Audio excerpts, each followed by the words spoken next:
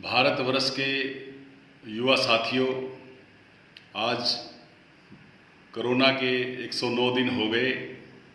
7,64,000 हिंदुस्तान में पेशेंट हैं और 21,000 से ज़्यादा साथी हमें इस दुनिया से छोड़ के चले गए।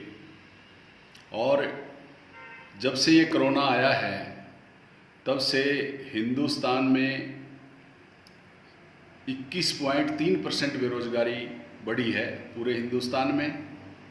और सबसे बड़ी समस्या ये है कि 12-13 करोड़ युवाओं की जो नौकरी छूटी, सरकार ने उसके ऊपर काम करने के लिए कोई रास्ता नहीं चुना और 12-13 करोड़ बच्चे ही मिड डे मील में के माध्यम से अपना स्कूलों में भोजन करते थे। पिछले दिनों से स्कूल भी बंद है। बिहार की भी व्यवस्था देखिए, वहाँ तो मोदी जी और उनकी पार्टी, सरकार, बीजेपी सब चुनाव में लगे हुए हैं। मोदी जी की पार्टी को कोरोना से, देश की अर्थव्यवस्था से, इतने संकट में देश की अर्थव्यवस्था है, लेकिन उनको चुनाव लड़ना, उसके ऊपर काम करना, विजुअल कॉन्फ्रेंस करना, जलसे करना, उसमें लगे हुए हैं। और देश का युवा त्राहिमाम है, बहुत परेशान है।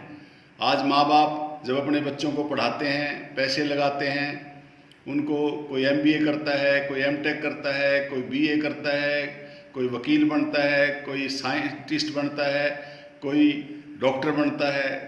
हमारे यहाँ युवा वर्ग जो है इतना इंटेलिजेंट है। अमेरिका की बहुत सी यूनिवर्सिटियों के अंदर हमारे जो साथी युवा हैं बड़ी अच्छी अच्छी पोस्टों पे हैं, कंपनियों में बड़ी विभिन्न पोस्टों पे हैं, लेकिन हमारे यहाँ सरकार ऐसा रास्ता नहीं बनाती कि वो लोग यहाँ पे काम करें। और सरकार ने कोशिश करने की बात कही है कि मनरेगा में 100 दिन की बजाय 120 दिन का काम देंगे। मोदी जी ने उसका उद्घाटन भी बिहार से किया, क्योंकि चुनाव है विधानसभा का, उसको जीतने के लिए काम में लगे हुए हैं। और आज तक 6 वर्ष के अंदर मोदी जी के राज में 54 दिन से ज़्यादा कभी भी मनरेगा के मजदूरों को काम नहीं मिला। आज 27.5 करोड़ मनरेगा के अंदर नाम मजदूरों के रजिस्टर्ड हुए हैं। और मैं ये भी बताना चाहता हूँ साथियों कि मोदी जी अगर कोई रोजगार की बात करते हैं और कोई गरीब रोजगार योजना बनाते हैं, उसका उद्घाटन यूपी में जब किया तो उन्होंने यूपी की 24 करोड़ की जनता की तुलना यूरोप के देशों से की, स्पेन से की, इटली से की, फ्रांस से की, ब्रिटेन से की। मैं कहता हूँ आप वहाँ बेरोजगार जो युवा हुए उनको बेरोजगारी भत्ता मिला, आप उसमें भी तुलना करो ना।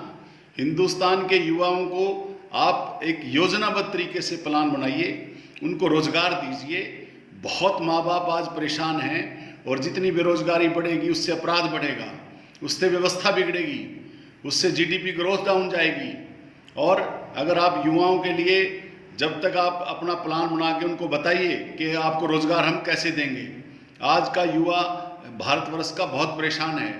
और बार बार मैं तो एक बात और कहता हूँ आपको, मोदी जी युवा को आपने जो रास्ता दिखाने की बात 2014 में की थी, उस पर आप काम करिए, उसके युवाओं के बारे में सोचिए। युवा हिंदुस्तान की ताकत है।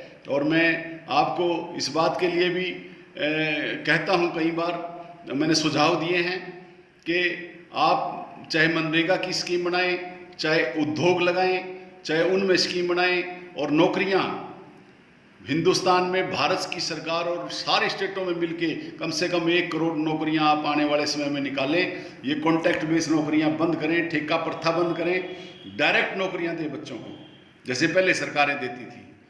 आपने 2014 में जब आप आए, आपने कंपटीशन नेहरू जी से और राहुल गांधी जी से करते हो, आप कांग्रेस सरकार का, डॉक्टर मनमोहन जी से नहीं करते, उनसे भी करो। उन्हीं के जो प्रोग्राम है उनको आप आगे लेके चल रहे हो। ये मनरेगा उन्हीं की देन है और इस कांग्रेस की देन है, सोनिया गांधी जी की देन है। जैसे किसानों का कर्जा माफ़ किया था, उस तरह की धारा पे इन बेरोजगार युवाओं के लिए बेरोजगारी भत्ता देने की स्कीम आप बनाइए, उसके रास्ते पे चलिए। और जिस तरह राहुल गांधी जी और सब आपको अपने समय समय पर अपने सुझाव देते हैं, उनको भी समझने की कोशिश करिए। उनको ये मत समझिए कि ये हमारे विरोधी हैं। आप नेहरू जी से और राहुल जी से जो नफरत करते हैं, ये अच्छी बात नहीं है। देश के बड़े नेता हैं, इनको भी साथ लेके चलो और युवाओं के लिए इस देश में कुछ अपना रास्ता बनाओ ताकि इनको रोजगार मिल सके।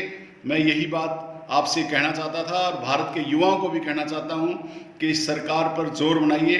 इस सरकार को आप अपनी बात इनके सामने रखिए कि भी हमें रोजगार का रास्ता बनाया जाए। मैं यही बात कहने के लिए आज मैंने युवाओं को अपनी बात रखी है और उम्मीद करता हूं भारत का युवा मेरी बात सुनकर अपनी नौकरी के लिए अपने रास्ते बनाएगा और सरकार पर भी दबाव डालेगा। जय हिंद, जय भारत, जय कांग्रेस।